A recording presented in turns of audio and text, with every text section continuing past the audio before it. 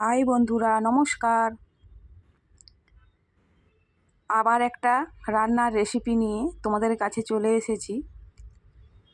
দেখতেই পাচ্ছ, সবথেকে একটা সহজ রেসিপি, একদম কম সময়ের মধ্যে লুচি বা পরোটা সাথে এই রেসিপিটা একদম জমে যাবে। একদম অল্প সময়, একদম অল্প মশলা, একদম নিরামিষে একটি সম্পূর্ণ নিরামিষই রান্না। মটরশুঁটি দিয়ে কাশ্মীরি আলুর দম, অসাধারণ খেতে লাগে আলুর দম। সকালবেলা মুড়ির সাথেও ভালো লাগে, মুড়ির সাথে মাখিয়ে দারুণ খেতে লাগে। চলো ঝটপট রেসিপিটা দেখে নেওয়া যাক। প্রথমে আলু এখানে আমি সেদ্ধ করে ছাড়িয়ে নিয়েছি। দিয়েও একটা কড়াইতে একটু খানিকটা তেল দিয়ে ওর মধ্যে কালারিংয়ের জন্য খানিকটা দিয়ে দিলাম চিনিটা লাল হয়ে এলে ওর মধ্যে একটা লবঙ্গ, একটা দারুচিনি আর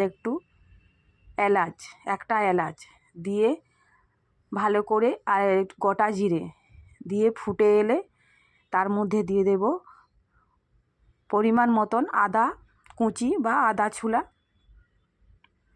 দিয়ে আদাটা একটু কষা কষা হয়ে গেলে, আদার গন্ধটা চলে গেলে এরপর দিয়ে দেব টমেটো। তোমরা টমেটো এটা বেটেও দিতে পারো বা এমনি এইভাবে কেটে দিতেও পারো। এমনি টমেটো সেদ্ধও হয়ে যায় খুব তাড়াতাড়ি। দেখো, এর মধ্যে আমি আবার কিছু গুঁড়ো মশলা অ্যাড করলাম।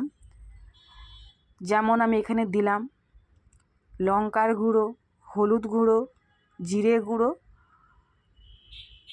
আর একটু যাতে মশলাটা গলে যায় বা মশলাটা যাতে মশলার সাথে যাতে নুনটা মিশে যায়, তার জন্য আমি এখানে দিলাম একটুখানি লবণ। দিয়ে মশলাটা ভালো করে কষিয়ে নিতে হবে। দেখবে মশলাটা কষতে কষতে মশলার গা থেকে তেল ছেড়ে দিবে। তেলটা যখন ছেড়ে দেবে তখন ভাববে যে মশলাটা খুব ভালোভাবে কষানো হয়ে গেছে। আর টমেটোটা একটু খুন্তি দিয়ে এইভাবে একটু ছেঁচে দেবে। দিয়ে মশলাটা কষানো হয়ে গেলে তারপরে দিয়ে দেব খানিকটা মটরশুঁটি আগে থেকে সেদ্ধ করার কোনো দরকার নেই। মটরশুঁটিটা এমনি এমনি যখন মশলার সাথে কষা হবে তখন একটু সেদ্ধও হয়ে যাবে, আর বাকিটা জল দিলে সেদ্ধ হয়ে যাবে।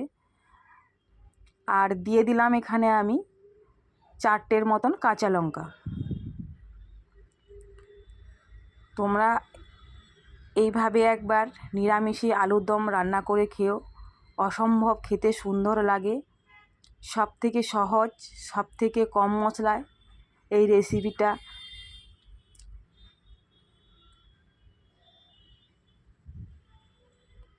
সকালে টিফিনের সাথে 3টে পরোটা আর আলুর দম বানিয়ে টিফিনের সাথে অফিসে পাঠিয়ে দেবে, দারুণ খেতে লাগে।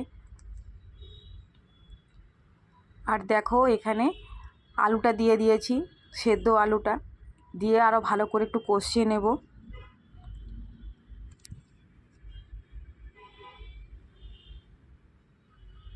কষানো হয়ে গেলে ওর উপর থেকে এবারে আমি একটু বেশি পরিমাণ ধনেপাতা কুচি দিয়েছি, কারণ ধনেপাতা কুচিটা একটু বেশি পরিমাণ দিয়েছি আর একটু তাড়াতাড়ি দিয়েছি যাতে ধনেপাতাটা আরও ভালোভাবে সবের সাথে একটু মিশে যায়। কারণ জলের সাথে ফুটতে ফুটতে দিলে ধনেপাতার, অনেক সময় দেখবে বন্ধুরা অনেকজন ধনেপাতার গন্ধটাই সহ্য করতে পারে না। এইভাবেও ধনেপাতা আগে থেকে দিয়ে একটু নেড়ে চেড়ে সেদ্ধ করে তারপর রান্না করলে ধনেপাতার গন্ধটা অতটাও থাকে না। আমি যেহেতু এখানে একটু বেশি পরিমাণ ধনেপাতা দিয়েছি, তার জন্য আগে থেকে দিয়ে আমি নেড়ে চেড়ে নিয়েছি। দিয়ে তারপরে দেখো এখানে পরিমাণ মতন একটু জল দিয়ে দিলাম। জলটা দিয়ে দিলে খুব ভালোভাবে হয়ে যাবে। আর দেখো, এই পাশে আমার আলুর দম মোটামুটি কষানো হয়ে গেছে। এরপর আমি নামিয়ে নেব।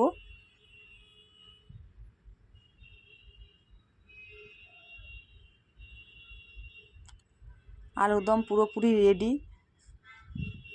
দেখো মটরশুঁটিগুলো খুব ভালোভাবে সেদ্ধ হয়েও গেছে।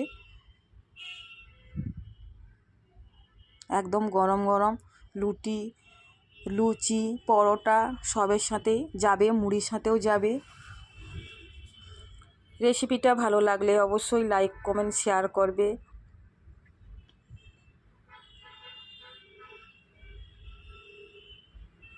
কার কার আলুর দম ভালো লাগে মুড়ির সাথে রুটির সাথে অবশ্যই কমেন্ট বক্সে জানাবে।